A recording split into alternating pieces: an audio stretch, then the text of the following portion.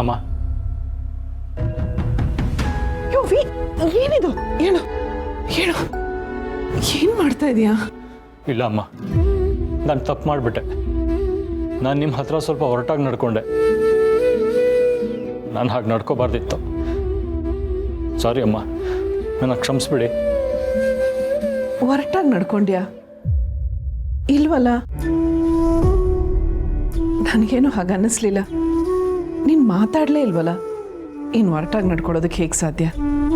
ಆದರೂ ನಿಮ್ಮ ಮನ್ಸಿಗೆ ನೋವು ಮಾಡಿದ್ನಲ್ಲ ಅಮ್ಮ. ಸಾರಿ ಅಮ್ಮ. ಪರವಾಗಿಲ್ಲ ಅವಿ, ನೀನು ಆ ರೀತಿ ನಡ್ಕೊಂಡಿದ್ದು ನನಗೇನು ಆಶ್ಚರ್ಯ ಅನ್ನಿಸ್ಲಿಲ್ಲ. ಪ್ರಪಂಚನೆಲ್ಲ ನಾನೀಗ ಹೀಗೆ ಎದುರಿಸ್ಬೇಕು ಅನ್ನೋದು ನನಗೆ ಗೊತ್ತಿದೆ. ನೀನು ನೊಂದ್ಕೋಬೇಡ ಅಮ್ಮ. ಇಡೀ ಪ್ರಪಂಚಕ್ಕೆ ಪ್ರಪಂಚನೇ ಎದುರಾದರೂ ನಾನು ನಿಮ್ಮ ಜೊತೆ ಇರ್ತೀನಿ. ನಾನು ನಿಮ್ಮನ್ನ ಅರ್ಥ ಮಾಡ್ಕೊಳ್ಳದೆ ತಪ್ಪು ಮಾಡಿಬಿಟ್ಟೆ. ನನಗೆ ಕ್ಷಮಿಸ್ಬಿಡಿ ಅಮ್ಮ. ಬಿಡು ಅವಿ, ಕ್ಷಮಿಸಕ್ಕೆ ನೀನು ತಪ್ಪೇ ಮಾಡಿಲ್ಲ. ನನಗನ್ಸಿದ ರೀತಿಲಿ ನಾನು ನಡ್ಕೊಳ್ಳೋ ಹಾಗೆ ನಿನಗನ್ಸಿದ ರೀತಿಲಿ ನೀನು ನಡ್ಕೊಂಡಿದ್ಯಾ ಅಷ್ಟೆ.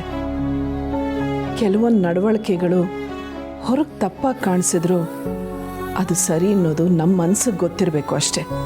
ಅಮ್ಮ, ನೀವ್ಯಾಕೆ ಇಷ್ಟು ದೊಡ್ಡ ರಿಸ್ಕ್ ತಗೋತಾ ಇದ್ದೀರಾ? ನೀವಿಂಥ ನಿರ್ಧಾರ ತಗೋಬೇಡಿ ಅಮ್ಮ. ದಯವಿಟ್ಟು ನೀವು ನಿಮ್ಮ ನಿರ್ಧಾರವನ್ನು ಬದಲಾಯಿಸ್ಕೊಳ್ಳಿ. ನಮಗೆಲ್ಲ ನೀವು ಬೇಕಮ್ಮ. ತಾಯಿ ಪ್ರೀತಿ ಕಳ್ಕೊಂಡವನಿಗೆ ಮತ್ತೆ ತಾಯಿ ಪ್ರೀತಿ ಕೊಟ್ಟವ್ರು ನೀವು. ಮತ್ತೆ ತಾಯಿನ ಕಳ್ಕೊಳ್ಳೋಕೆ ನನಗಿಷ್ಟ ಇಲ್ಲ. ನೀವೆಲ್ಲ ಯಾಕೆ ಹೀಗೆ ಅನ್ಕೋತಾ ಇದ್ದೀರಾ? ಎಲ್ಲ ಒಳ್ಳೇದೇ ಆಗತ್ತೆ ಅನ್ನೋ ನಂಬಿಕೆ ನನಗಿದೆ. ನಂಬಿಕೆಗಿಂತ ದೊಡ್ಡ ಔಷಧಿ ಇಲ್ಲ ಅಂತ ನೀನೇ ಹೇಳಿದ್ದೆ ಅಲ್ವಾ? ಆದರೂ ಅಮ್ಮ, ಈ ವಿಷಯದಲ್ಲಿ ಪೂರ್ಣಿ, ನಾನು ನಿನ್ಗೆಲ್ಲ ವಿಷಯ ಹೇಳಿದ್ದೀನಲ್ವಾ? ಮತ್ತ್ಯಾಕೆ ಅದನ್ನೇ ಮಾತಾಡ್ತಾ ಇದೀಯಾ? ಸಾಕು, ಈ ಮಾತನ್ನ ಇಲ್ಲಿಗೆ ನಿಲ್ಲಿಸ್ಬಿಡಿ. ನಾನು ನನ್ನ ನಿರ್ಧಾರನ ಯಾವುದೇ ಕಾರಣಕ್ಕೂ ಬದಲಾಯಿಸಲ್ಲ. ಪ್ರಪಂಚನೇ ಎದುರಾದರೂ ನನ್ನ ಜೊತೆ ಇರ್ತೀನಿ ಅಂತ ಹೇಳಿದ್ದೀರ ಅಲ್ವಾ? ಹಾಗೇನೆ ನನ್ನ ನಿರ್ಧಾರನೂ ಖುಷಿಯಿಂದ ಒಪ್ಕೊಂಡು ನೀವು ನನ್ನ ಜೊತೆ ಇರಬೇಕು ಅನ್ನೋದೇ ನನ್ನ ಆಸೆ.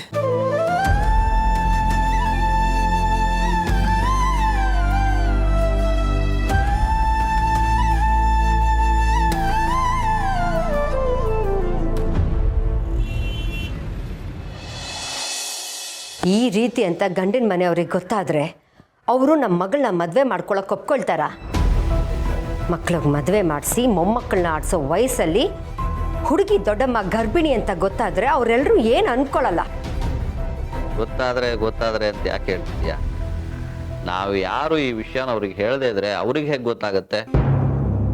ನೀನು ಈ ವಿಷಯನ ಎಲ್ಲ ಕಡೆ ಹೇಳ್ಕೊಂಬಂದ್ರೆ ಅವರಿಗೂ ಈ ವಿಷಯ ಗೊತ್ತಾಗತ್ತೆ. ಏನು ಮಾತಾಡ್ತಿದ್ದೀರಾ ನೀವು? ಇಷ್ಟೆಲ್ಲ ಆದರೂ ನೀವು ಅವರನ್ನೇ ಸಮರ್ಥನೆ ಮಾಡ್ಕೋತಿದ್ದೀರಾ?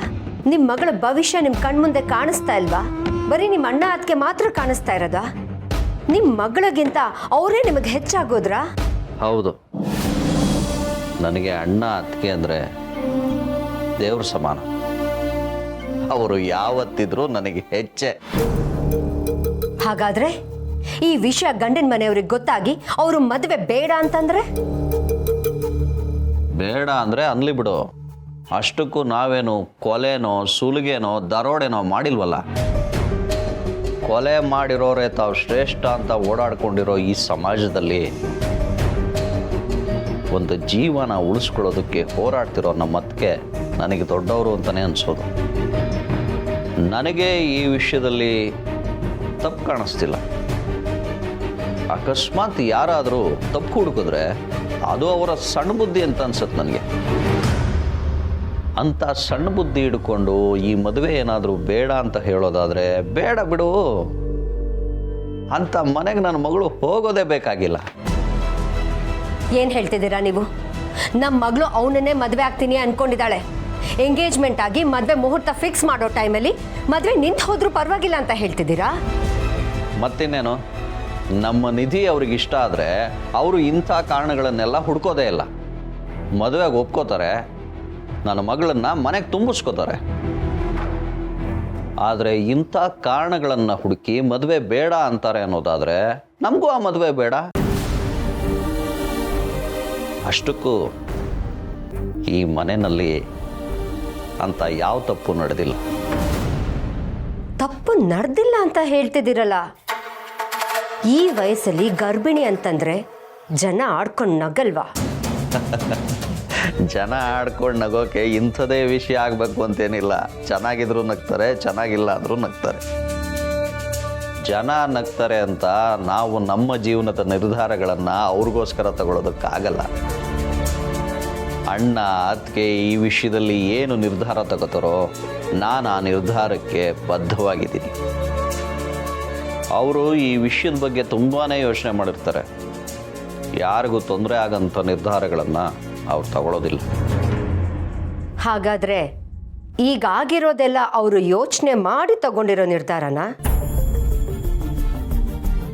ಇದು ಅವರ ನಿರ್ಧಾರ ಅಲ್ಲ, ದೇವರ ಅನುಗ್ರಹ. ಅದನ್ನು ಅಣ್ಣ ಅತ್ತಿಗೆ ಸ್ವೀಕಾರ ಮಾಡಿದ್ದಾರೆ ಅಷ್ಟೆ.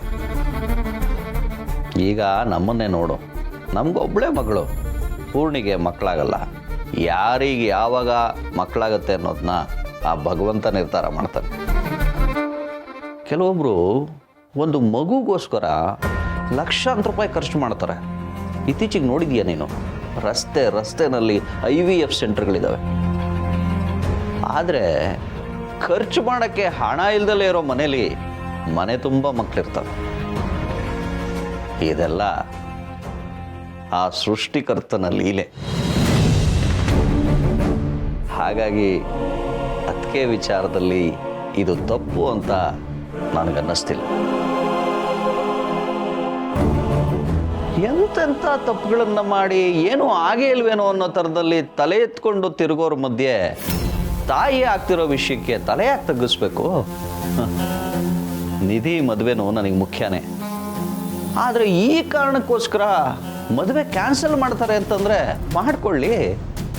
ಏನೇ ಆದರೂ ನಮ್ಮ ಅಣ್ಣ ಅದಕ್ಕೆ ಪರವಾಗಿ ನಾನು ಇದ್ದೇ ಇರ್ತೀನಿ. ಅಣ್ಣ ಅದಕ್ಕೆ ಪರವಾಗಿ ಅಂತಲ್ಲ, ಮನುಷ್ಯತ್ವದ ಪರವಾಗಿ ನಾನು ಇದ್ದೇ ಇರ್ತೀನಿ.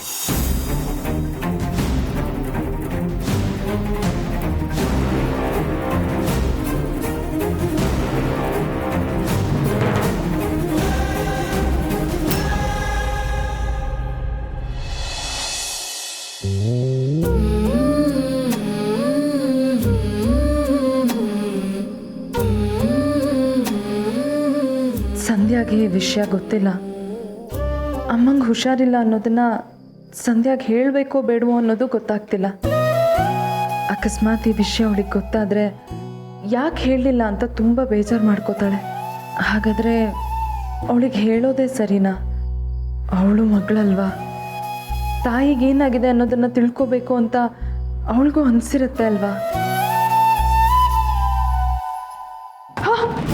ಸಿರಿ, ಏನಾಯ್ತು?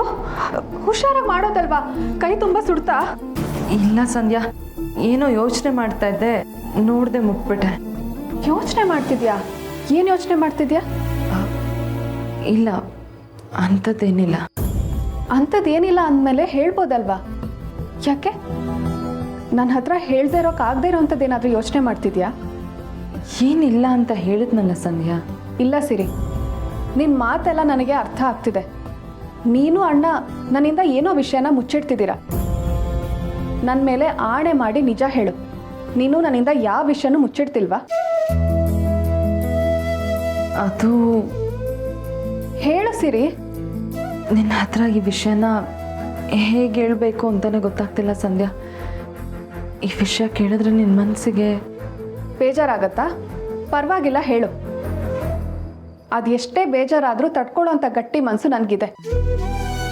ದೇವ್ರೆ, ಎಂಥ ಧರ್ಮ ಸಂಕಟ ನನಗೆ. ಈ ವಿಷಯನ ನಾನು ನಿನ್ನ ಹತ್ರ ಹೇಳಬೇಕು, ಆದರೆ ಹೇಳೋಕ್ಕಾಗ್ತಿಲ್ಲ. ನೀವು ಮಾತಾಡ್ತಿರೋದು ನೋಡ್ತಿದ್ರೆ ಏನೋ ಸೀರಿಯಸ್ ವಿಷಯನೇ ಇದೆ ಅನಿಸುತ್ತೆ. ಸಿರಿ, ಅದೇನೇ ಇದ್ರೂ ಹೇಳು. ನಾನು ದತ್ತನ ಮೊಮ್ಮಗಳು, ತುಳಸಿ ಅಮ್ಮನ ಮಗಳು. ಎಂಥದ್ದೇ ಪರಿಸ್ಥಿತಿ ಬಂದರೂ ಧೈರ್ಯವಾಗಿ ಎದುರಿಸ್ತೀನಿ. ಸಂಧ್ಯಾ, ಅದು ಸಿರಿ,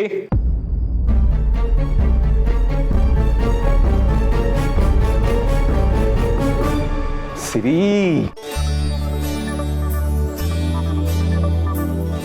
ಅಣ್ಣ ಏನಾಯ್ತು ನಿಂಗೆ? ಸಮರ್, ನೀನು ನಿಜವಾಗ್ಲೂ ಇಷ್ಟೊಂದು ಖುಷಿಯಾಗಿದೆಯಾ? ಹೌದು ಸಿರಿ, ನಾನು ತುಂಬಾನೇ ಖುಷಿಯಾಗಿದ್ದೀನಿ.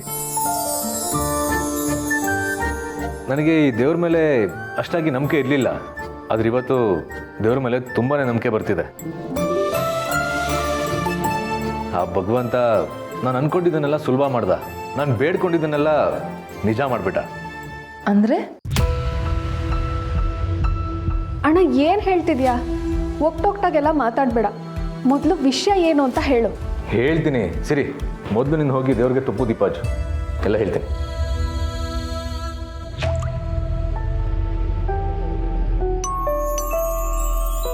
ಗಂಡ ಹೆಂಡತಿ ಇಬ್ರು ಯಾವುದೋ ವಿಷಯನ ಮುಚ್ಚಿಡ್ತಿದ್ದಾರೆ.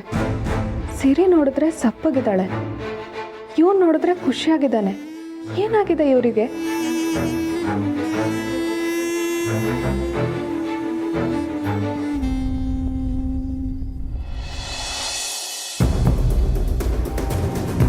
ತುಳಸಿ ಅವರು ಪ್ರೆಗ್ನೆಂಟ್ ಅನ್ನೋದು ನನಗೆ ಗೊತ್ತಾಗಿದೆ.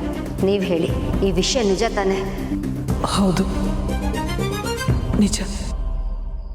ನಾನು ಈ ಮಗುನ ಉಳಿಸ್ಕೋತೀನಿ.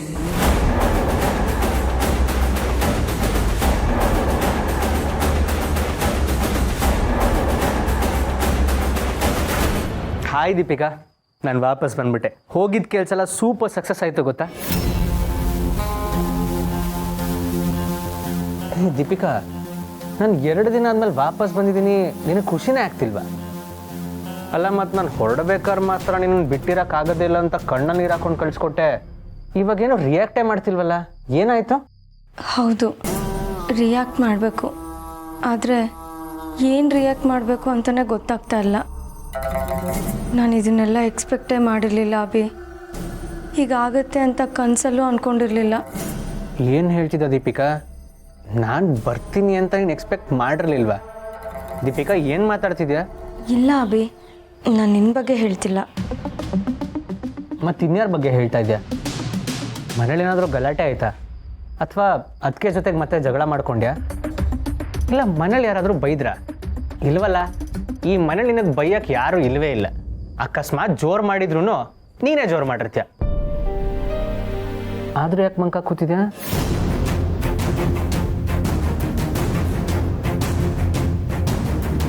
ಏನಾಯ್ತು ದೀಪಿಕಾ? ನಿಮ್ಮ ಅಪ್ಪ ಅಮ್ಮ ಆರಾಮಾಗಿದ್ದಾರೆ ತಾನೆ? ಮನೇಲೇನಾದರೂ ತೊಂದರೆನಾ? ಇಲ್ಲ ಅಭಿ, ಅಲ್ಲೇನೂ ತೊಂದರೆ ಇಲ್ಲ, ಅವರೆಲ್ಲ ಆರಾಮಾಗೇ ಇದ್ದಾರೆ. ಮತ್ತೇನಾಯಿತು? ತುಳಸಿ ಅವ್ರಿಗೇನಾದರೂ ಆಯ್ತಾ? ಅವ್ರಿಗೆ ಹುಷಾರಿಲ್ಲ ಅಂತಿದ್ರು ಅಲ್ವಾ? ಅವ್ರು ಆರಾಮಾಗಿದ್ದಾರೆ ತಾನೆ? ಅವ್ರ ವಿಷಯನೇ ನನಗೆ ಯೋಚನೆ ಮಾಡ್ತಿರೋದು. ಅವ್ರ ವಿಷಯನ ಯೋಚನೆ ಮಾಡೋ ಅಂಥದ್ದು ಏನಾಯಿತು? ಏನಾಗಿದೆ ಅವ್ರಿಗೆ?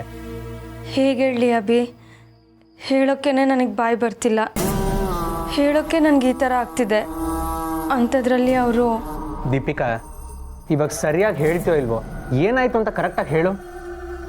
ಅಭಿ, ಇಲ್ಲಿವರೆಗೂ ನಾವು ತುಳಸಿ ಅವ್ರಿಗೆ ಹುಷಾರಿಲ್ಲ ಅಂದ್ಕೊಂಡಿದ್ವಿ ಅಲ್ಲ, ಆದರೆ ಅದಲ್ಲ ಅಭಿ, ಅವರು ಹುಷಾರಾಗೇ ಇದ್ದಾರೆ. ಹುಷಾರಾಗೇ ಇದ್ದಾರಾ ಅಂದರೆ? ಅಯ್ಯೋ ಅಭಿ, ನಿನಗೆ ಹೇಗೆ ಹೇಳಲಿ,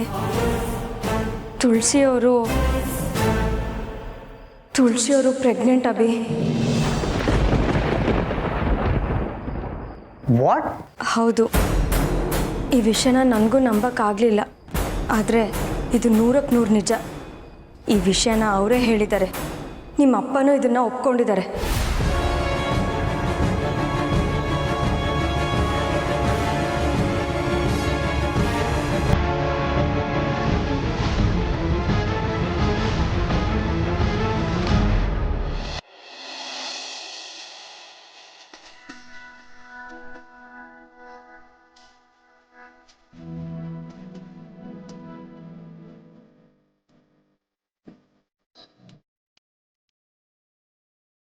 ಕಾಪಾಡ್ಬಿಟ್ಟೆ ಭಗವಂತ.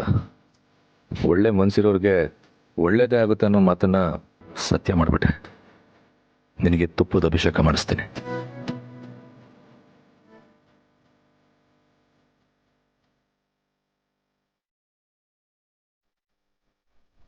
ಸಮರ್, ಈಗಲಾದರೂ ಏನು ವಿಷಯ ಅಂತ ಹೇಳು.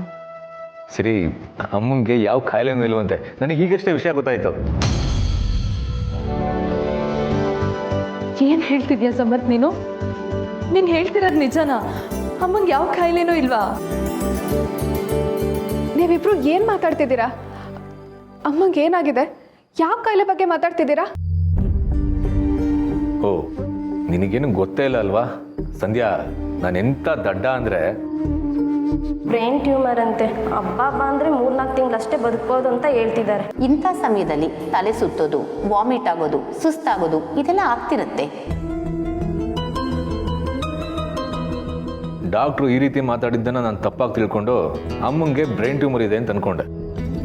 ಅಂದರೆ ಸಿರಿ, ನೀನು ನಂಗೆ ಹೇಳಕ್ಕೆ ಬಂದಿದ್ದು ಇದೇನಾ? ಹೌದು ಸಂಧ್ಯಾ, ಇಂಥ ವಿಷಯನ ನಿನ್ನ ಹತ್ರ ಮುಚ್ಚಿಟ್ರೆ ತಪ್ಪಾಗತ್ತೆ ಅಂತ ಅನ್ನಿಸ್ತು. ಅದಕ್ಕೆ ಹೇಳೋಣ ಅಂತ ಬಂದೆ. ಆದರೆ ದೇವರು ದೊಡ್ಡವನು, ನಿನ್ನ ಹತ್ರ ಮುಚ್ಚಿಟ್ಟಿದ್ದ ವಿಷಯನ ಹಾಗೆ ಮರೆ ಮಾಚ್ಬಿಟ್ಟ. ಅಮ್ಮಂಗೆ ಯಾವ ಕಾಯಿಲೆನೂ ಇಲ್ಲ, ಅಮ್ಮ ಹುಷಾರಾಗಿದ್ದಾರೆ ಈಗ. ನಿಮ್ಮಿಬ್ರು ಮಾತು ಕೇಳ್ತಿದ್ರೆ ನಂಗೆ ಬೇಜಾರು ಮಾಡ್ಕೋಬೇಕು, ಖುಷಿ ಪಡಬೇಕು, ಒಂದು ಅರ್ಥನೇ ಆಗ್ತಿಲ್ಲ. ಅದೆಲ್ಲ ಸರಿ ಅಣ್ಣ. ಅಮ್ಮಂಗೆ ಆಗಾಗ ಈ ವಾಂತಿ ಆಗೋದು, ತಲೆ ಸುತ್ತೋದೆಲ್ಲ ಆಗ್ತಿತ್ತಲ್ಲ, ಅದೆಲ್ಲ ಯಾಕಂತೆ? ನೀನು ಹೇಳ್ತಿದ್ದಾಗೆ ವೀಕ್ನೆಸ್ ಏನಾ?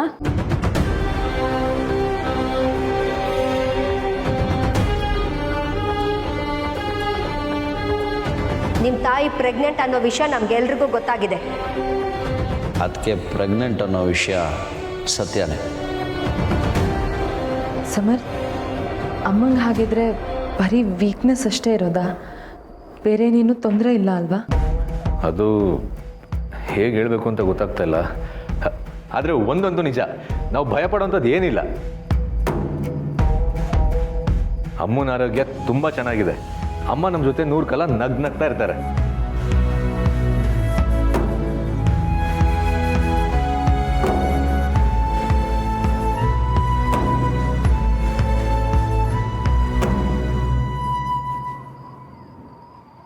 ಅದೆಲ್ಲ ಸರಿ ಸಿರಿ, ಅಣ್ಣ ಅಮ್ಮಂಗೆ ಏನಾಗಿದೆ ಅಂತ ಮಾತ್ರ ಹೇಳಲೇ ಇಲ್ವಲ್ಲ?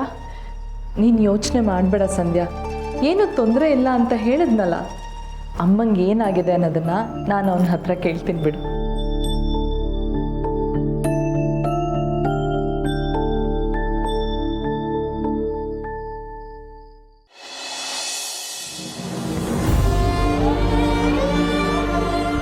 ಅಮ್ಮಂಗೆ ಬ್ರೈನ್ ಟ್ಯೂಮರ್ ಇಲ್ವಂತೆ. ನಿನ್ನ ಜೀವಕ್ಕೆ ಯಾವ ತೊಂದರೆನೂ ಇಲ್ಲ ಅಲ್ವಾ? ನೀನು ಯಾವಾಗಲೂ ನಮ್ಮ ಜೊತೆ ಹೀಗೆ ಇರ್ತೀಯ ಅಲ್ವಾ? ನೀನು ಆರೋಗ್ಯವಾಗಿದೆಯಲ್ಲ, ನನಗೆ ಸಾಕು. ಹಾಗಿದ್ರೆ ಪಾಪು ನನ್ನ ಬಗ್ಗೆ ಅಷ್ಟೆಲ್ಲ ಕಾಳಜಿ ಮಾಡಿದ್ದು ನನಗೆ ಕಾಯಿಲೆ ಇದೆ ಅಂತನಾ? ನಾನು ಗರ್ಭಿಣಿ ಅಂತ ಗೊತ್ತಾದ್ಮೇಲೂ ಏನೂ ಹೇಳ್ದೆ ಹೊರಟೋದ? ಅವನ ಮನಸ್ಸಲ್ಲಿ ಏನಾಗ್ತಿರ್ಬೋದು? ಅವನು ನನ್ನ ಬಗ್ಗೆ ಏನು ಅಂದ್ಕೊಂಡಿರ್ಬೋದು? ಅವನ ಜೊತೆ ಕಾಲ್ ಮಾಡಿ ಮಾತಾಡ್ಲಾ? ಇಲ್ಲ, ಕಾಲ್ ಮಾಡೋದು ಬೇಡ. ಕಾಲ್ ಮಾಡಿದ್ರೆ ಏನು ಹೇಳ್ತಾನೋ ಏನೋ. ಅವನು ಎದುರಿಗಿದ್ದಾಗ ನೇರವಾಗಿ ಮಾತಾಡ್ಬೋದು. ಅವನು ಏನು ಕೇಳಿದ್ರು ನಾನು ಅದಕ್ಕೆ ಉತ್ತರ ಕೊಡ್ಬೋದು. ಆದರೆ ಕಾಲ್ ಮಾಡಿ ಮಾತಾಡಿದ್ರೆ ಅದೆಲ್ಲ ಆಗಲ್ಲ. ಏನು ಮಾಡಲಿ?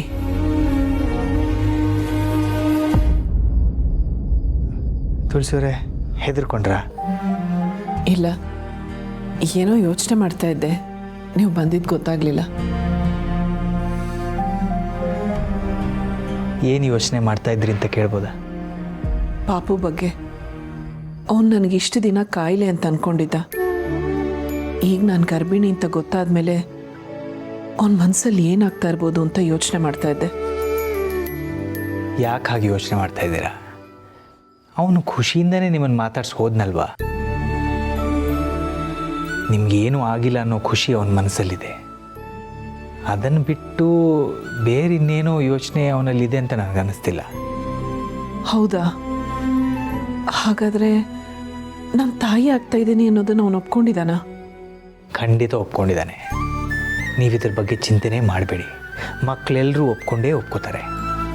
ಇಲ್ಲ ಮಾಧವ್ ಅವರೇ, ಅಪಿ ಇನ್ನೂ ಇದ್ರ ಬಗ್ಗೆ ಮಾತಾಡೇ ಇಲ್ಲ. ಅವನಿನ್ನೂ ನನ್ನನ್ನು ತಾಯಿ ಅಂತ ಪೂರ್ತಿಯಾಗಿ ಒಪ್ಕೊಂಡೂ ಇಲ್ಲ.